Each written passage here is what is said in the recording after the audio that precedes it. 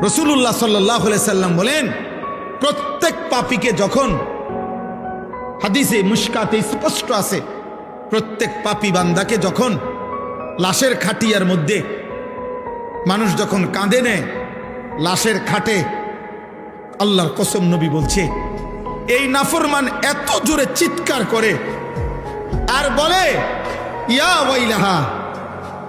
হায় আফসোস, তোমরা আমারে কই দিচ্ছ, আমারে নিও না, তোমরা কবরের দিকে নিও না, আমারে নিও না। আল্লাহর কসম নবী বলছে, যদি একবার পৃথিবীর মানুষ ওই নাফরমানের লাশের খাটিয়ার চিৎকার যদি একবার জীবনে শুনতো, তা সাইকা, পৃথিবীর সব মানুষ বেহুশ হয়ে যাইত, আর কোনোদিন মানুষ কারো লাশ কাঁধে নিত না,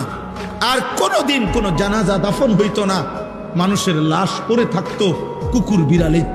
টাইনা হেসরাইয়া খাইত।